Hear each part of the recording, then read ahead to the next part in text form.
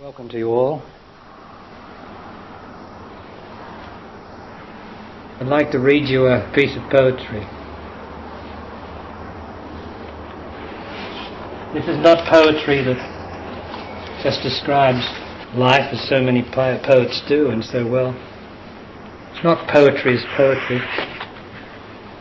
It's a statement of spirit, and it's a statement about your life, about the vastness of the life that is in you. And the more that you can hear this vastness that I endeavour to impart in these poems, the more you are that vastness. The more you get out of the narrow vision of the media and the television, which all have their place, but you rise above that, you become more intelligent, and you can see this vastness behind all this formality and the world. So please listen in your own experience and your own inspiration.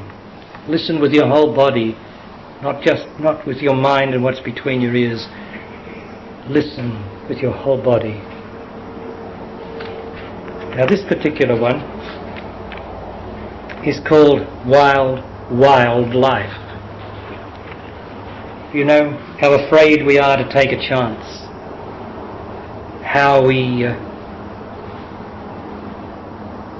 line our paths safely so that nobody runs into them too much, that we try and get a nice straight run, making sure that nothing gets in the way too much, and so we organize our life that way, when really life is wild. And you have this sense of wildness in you. That doesn't mean that you can behave in any way your mind or emotions want to behave. It just means the recognition of the wildness of life in you, that it's not tied down, that it's not tied down to being manipulated by mother, father, child or something else. It's not tied to that. That's not life. It's a form of death. And life is wild, and eventually it will break through. It will break through everyone's crusted imprisonment of themselves. Eventually it will twist something or other, if you are willing, that is. If you're not, you just go on until you die, encrusted in your own prison. But amazing, isn't it, how often life, wild life, has come in some form or other and broken it up. Like a man told me yesterday, or he wrote to me and then I spoke to him yesterday. He said, well, I've lost my job, my business. My wife walked out on me with the 2 children just before I came here.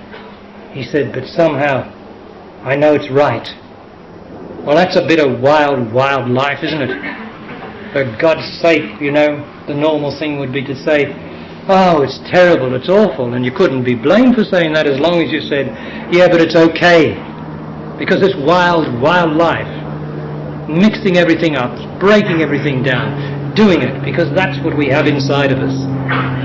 And all we can do is acknowledge it, you know, and then we become this wildness inside of us that is not doing as we please, but just a wildness that is not so cautious, not so afraid to take a chance on love or life or rightness. That's what I'm going to talk about here. So it's called Wild, Wild Life. Wild, wild, wild, wild, wild, wild, wild, wild, wild Julie.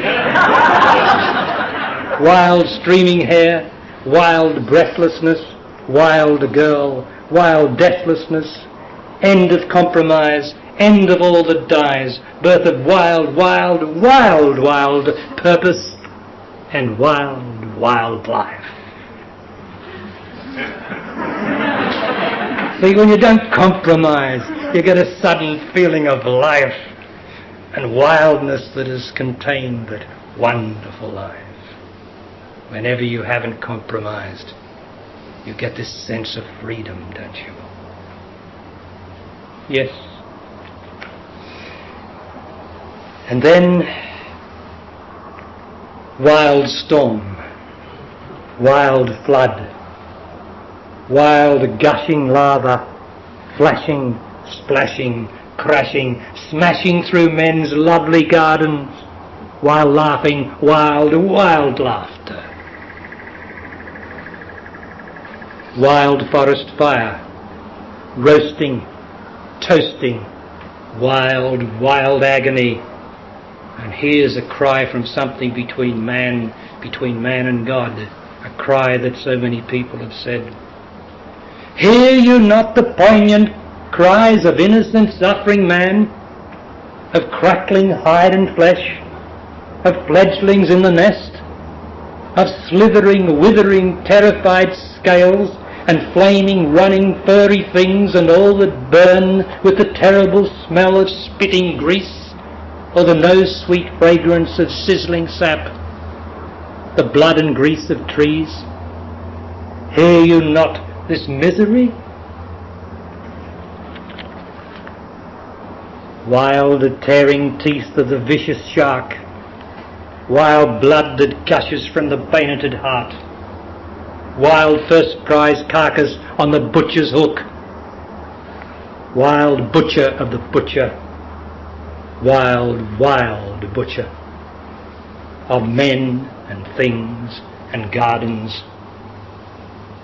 Hear you not this misery? Wild grabbing grave, wild tiny shiny casket, container of another lovely garden, ruined, spoiled, gone forever. You hear? Finished. The loving hope of a man and woman ended in a tiny, stricken, cotton wool stuffed body with combed hair, stranded now in the stream of time, every second more behind. Grief, thief, torturing, unbearable grief. How can there be a God when such things be?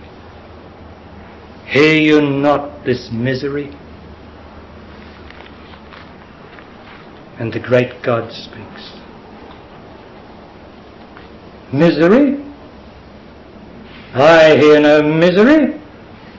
I hear a symphony, my symphony, a mighty pulsing song played by thirsting, bursting, wild, wild life, an ever-surging harmony, a sound of throbbing majesty, a choir of all the things that be, one-throated voice that soars to me and pleases me, the song of songs, the song of wild, wild life, my song. Hear you not my song?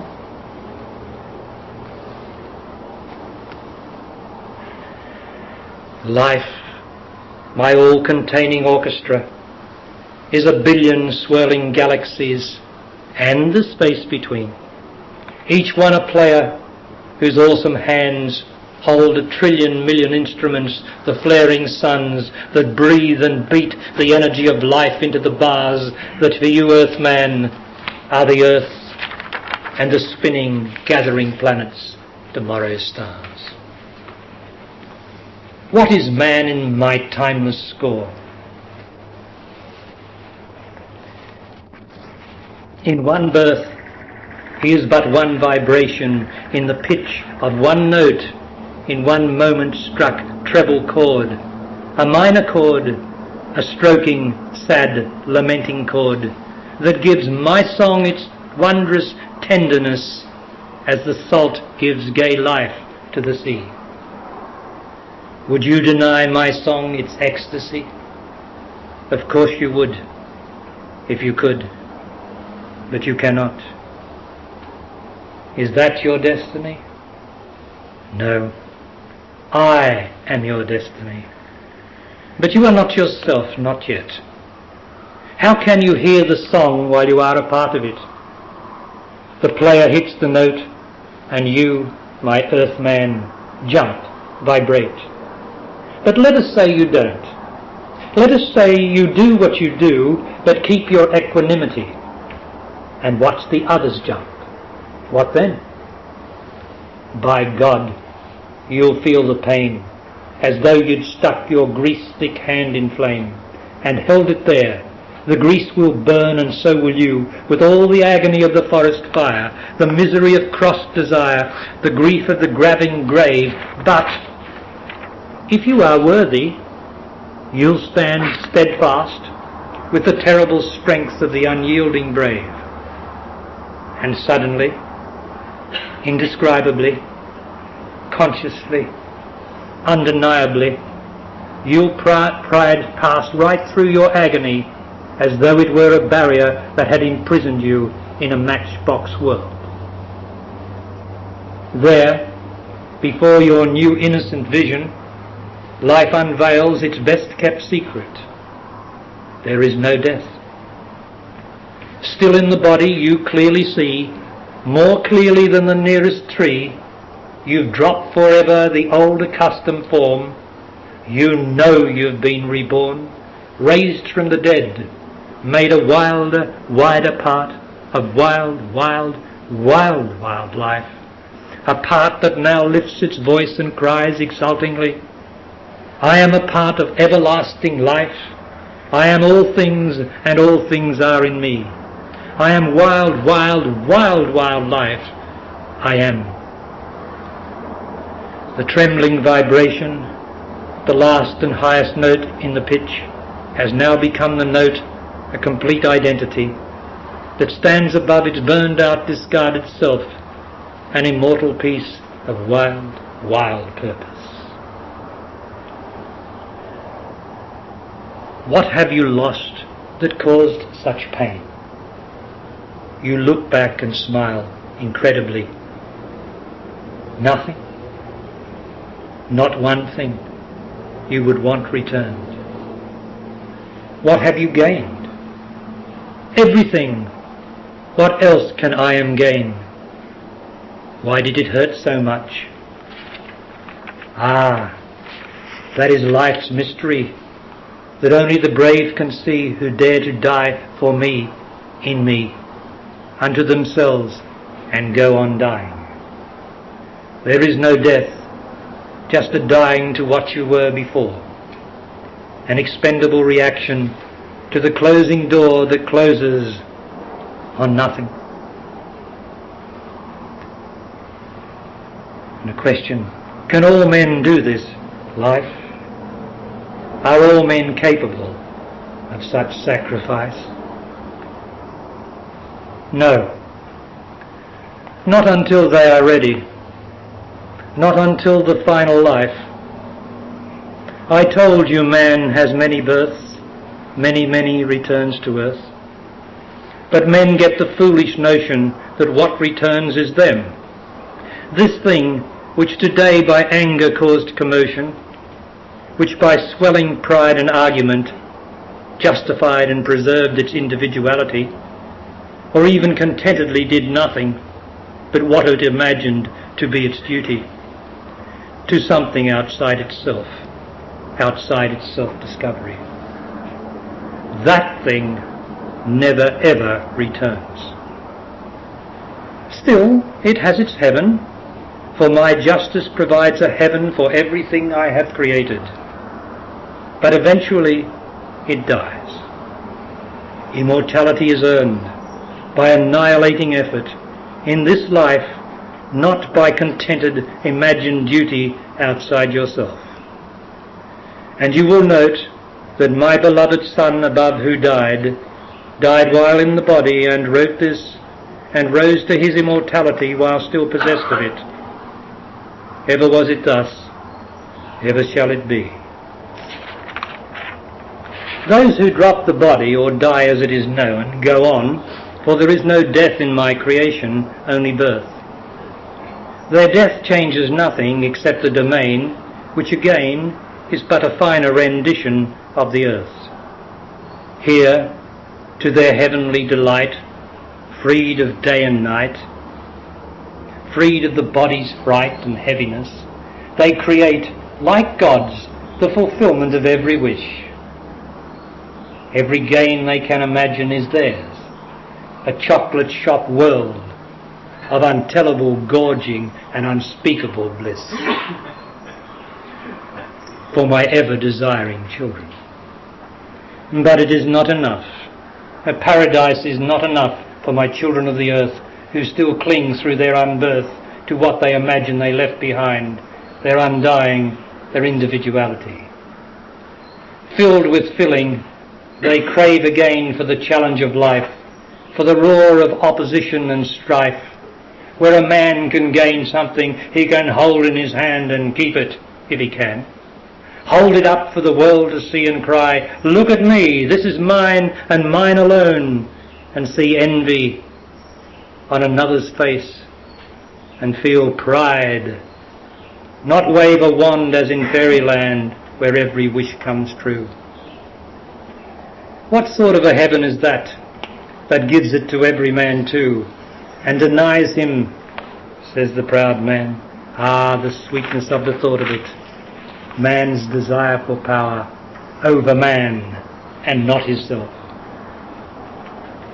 So he returns, and returning dies to his knowledge and what he was before, but not to his understanding, the honey in the unseen hive, and he is reborn into a new fresh flesh, striving form, another tiny body, another curious, furious, spurious personality, another life to express another fragment of his eternal self's desires, as yet unsatisfied by the understanding of gain not worth the pain and time-robbed triumph.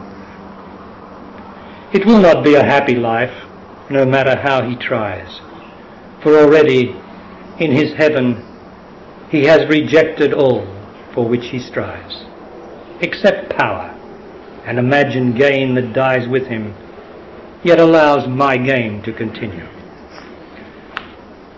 Okay, well, I'll stop with that now.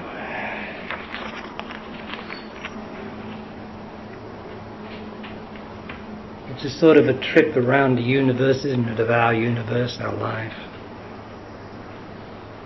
How that you can have anything that you want to imagine in death. The only thing is it's a dream, it's not true. And so we live in dreams here. We live for tomorrow. We live for paying off the mortgage. We live for the insurance, collecting the insurance. We're always living for tomorrow. We live a dream that counts on tomorrow. And so when that part of us dies, it dreams on. And it invents its own paradise, its own heaven, where there are no limitations, because every dream is a wish and every wish is a dream. But what's the good of that? It's a phantom. Eventually it just evaporates, finished. Like our lives here, eventually they evaporate, finished, ended. What did it all mean? It was a dream. But this is a necessary dream. This is a dream where something else is being done behind the scenes. And I want to remind you of what I have said in recent times, that you have inside of you this reality point called the point of enlightenment in you. That only means the point of speed of intelligence that you have reached. And everyone is different. Everyone is moving at a different speed, although they can be approximately the same. And that's due to an enlightenment point, an impersonal registration of your entire life, where the value of your life, every day, every moment, with particular climacterics, where the value of your life is extracted. And the value or significance of the life goes into this point of enlightenment. It can't be described as anything gained, because it's absolutely, from where we are, nothing. It cannot be measured. You can only get the idea as I speak about it. So your life, I describe it this way: we are all cells. We are cells in the great body of mankind or humanity, which is a great evolutionary dream indeed. But it's an undeniable dream because it has a reality of now in it, and all of us are engaged in it. Even so, although it stretches over what we would call in a time scale thousands or millions of years, it is still all in us.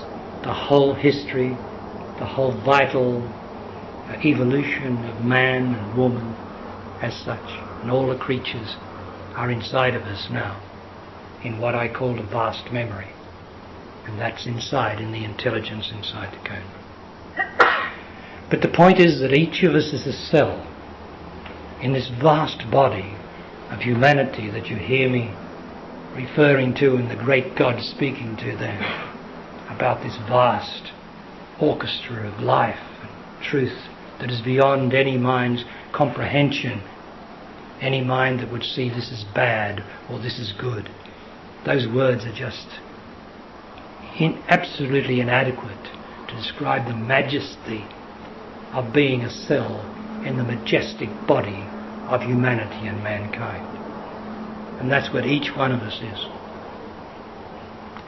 And as such, we contribute to the health of the body of this extraordinary, evolving, spiritual creature, or whatever it is,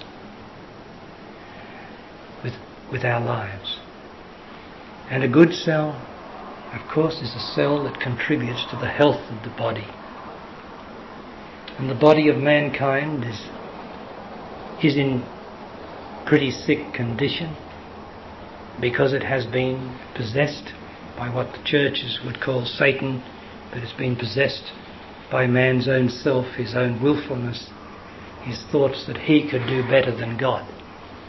You know the old biblical story of Lucifer, the most beautiful of all the angels, Lucifer meaning the light,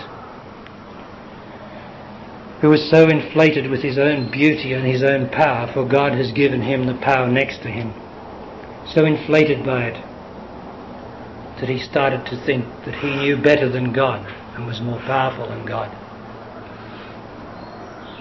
And that was man. Man started to think for himself, started to be willful and say things should be there, not there. This should be that way, not that way. And so the human mind was born, and his willfulness and selfishness as he cut himself off from God. He cut himself off from being, and he started to make a world of his own. And the result is, in time, the world we live in. The world of man's cruelty. Not the forest fire, not the shark, but man's cruelty to man. Man's cruelty even to his partner. Man's cruelty in his own house, where he's supposed to love his children. He's supposed to love there. He's cruel and violent there because he wants, and his ambition to be greater than God, and makes him competitive. So, the body of mankind is sick with man's willfulness. And the cells that I speak to, and of course any other master or teacher speaks to, although they might not use this language that I use, which is the truth and the best way to describe it, everybody is endeavouring to purify this body of mankind, but you've got to purify it through your own self. You know, many people are trying to purify through that one and help them to do it, and they got to do it, and they got to do it. But the truth is that it must be done here. I must purify my own self to make it a worthy contributor to the body of life. And that's where the point of enlightenment comes in. Everybody is doing their best. Everybody is doing their best to cope with a very difficult world made by man. And it requires us to be very steadfast, to be valiant.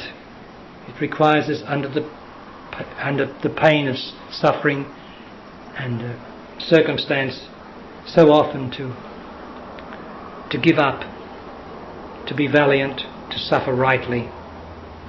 And every time we suffer rightly, the value of that suffering goes into the point of enlightenment at the centre of the self. And I am that much wiser or intelligent, but it has no personality, it's got no person in it. It is absolutely impersonal. It's like being. There's nothing personal about it. But it is the point of enlightenment in that particular system or cell that you represent. At death, all your thoughts, all your wishes, everything that you've ever owned or thought you owned or your knowing, it will all die, gone. The only thing that is, as it is now, as it will always be, is the point of enlightenment, the point of speed that has been reached in this cell. There's nothing personal about it. That is consciousness. So you are conscious according to the speed or what you have, your enlightenment point. And conscious means that you can see through the appearance of things, through the formalities, through all that, into the vast cone of intelligence, so that you are not identified. As it says in the poetry, that when they push the button in you, you don't jump up and just react. You have a pause, you're not identified with it. You're able to disidentify and then take the action.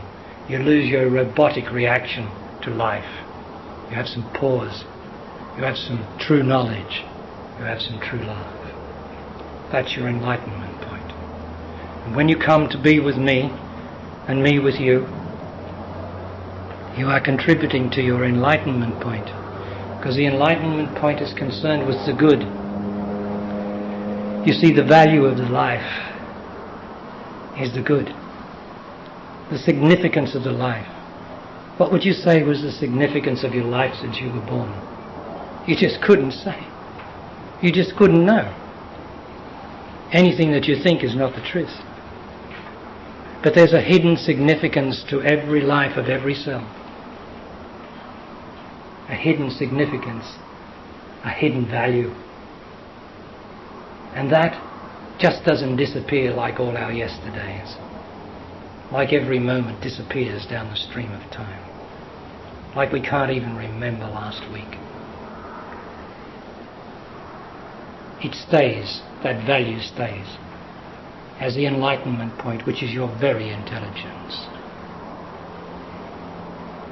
Your ability to see beyond the appearance of things. And eventually your ability to see through that so-called thing called death, so that you can smile and say, like Paul did, "Death, where is thy sting? Grave, where is thy victory?" That comes from every time that you have gone through stress and strain, where you have not reacted or reacted as little as you could, and faced the truth of it, that life is like that, smashing through men's lovely gardens, killing little children, putting them in shiny caskets which disappear forever. This is the great symphony of life, and no matter how much we would want to change it, we would ruin it. If we brought one back, we would ruin the entire thing. The integrity of the enlightenment point is to accept what is as it is, but knowing why it is. That this is a great life that we can never comprehend its significance. All we can do is know, as I am telling you, that every action of yours has value in it, is recorded in a place which has no person. Everything you've ever done, every kind action you have ever done, not according to our mind's idea of kindness, but everything that we've done that is good and right and true, been valiant even under great pressure, goes into the point of enlightenment. And that is the never-ending life of the cell that you are.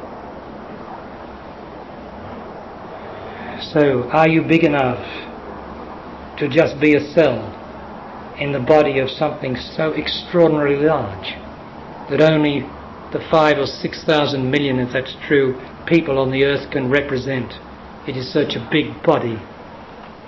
And that's only the surface of it, because the earth itself, that cosmic orb, actually represents the consciousness of this vast body of mankind. I am but one tiny cell in it. I am nothing compared with the whole. But I am a part, and you cannot separate the part from the whole. And I am willing and giving my life to the whole. Willingly do I do that because I love the whole. I just love it, like you love it. That's why you're here. You love it. You love what I'm talking about, you know. It's so vast and majestic. You cannot help but love it. You are the very health of it. You are the very means of nourishing it every moment. But it does mean that you have to be stronger and stronger to get rid of the negativity in yourself and bring more and more of the impersonal love of the good. All you got to do is not try to be good, just acknowledge the good. It is the good that nourishes the good, and the good nourishes the body of mankind. As small as our contributions might be, each of us, does not matter. That's running the good race. And then you can die rightly, because there is no death anyway. And that's what each of you is doing to be here. Each of you is serving what is called God in the first instance. God in the first instance is that body of mankind, represented by the cosmic orb of the earth, which, as you know, is a cosmic orb of consciousness. So in the great formal evolutionary dream of the sensory universe, you'll see that we are the earth. We are the consciousness of a cosmic orb of consciousness called the earth. It has no formal shape like we have shapes and bodies. It's just a simple orb, very beautiful when looked upon, but it has nothing to suggest any person. In fact, we have to get rid of the person to serve it. We have to be like the blessed earth and be impersonal and just love him personally, serve him personally, taking nothing for ourselves, but still being what we are. And so you see, this has a cosmic purpose. And in the great evolution, the cosmic evolution of this dream, the earth is very, very far behind to what it can be in its consciousness, because we of the earth, we, the living consciousness, are so far behind. What would we do? What would we do if we found some life from another planet? Wouldn't we expect it to think? Wouldn't we expect it to suffer? Wouldn't we expect it to worry? Wouldn't we expect it to get a gun out and kill someone or blow someone's arm off? You see, we're so inherently ignorant that anything that we ever met that was good or right or true, we would infect with our terrible emotional ignorance, our mental immaturity, posing as some sort of intelligence. So the human race will never meet anything that is good or true or right from any other life in this universe. Never. So that it can describe it or convince anybody of anything. Because we would contaminate it with our stupidity. So that's how far behind we are. But it's all right, because it's all evolving and it's only a dream anyway. Because all that I have said is going to disappear tonight when you go to sleep. And it will make sense again tomorrow morning when you wake up and re-enter the dream here. But when you're dead, it won't mean a thing. But what will mean the thing is the point of enlightenment that you are. That is consciousness. And consciousness has no person. It has no opposite, so it has no contrast. So you can't know you're dead. You can only know you're dead if you've got death and life. You've got to have two opposites to know anything. And when you're dead and you're conscious, there's nothing else but consciousness. So you don't know you're dead, and you don't know you're alive, and who cares? Everything's fine and complete in being. Now there it is, your own being. That's consciousness. So fine, it has no opposite. So ever present, so unwavering, eternal. Never goes.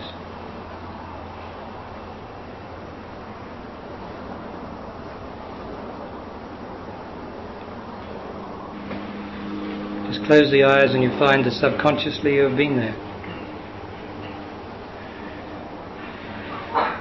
I give my life to Thee, whatever it is. I just give my life to Thee because I love Thee. I don't know what it means really, but I love Thee. And if that love contributes to anything, then I am pleased, fulfilled, for I know I love Thee.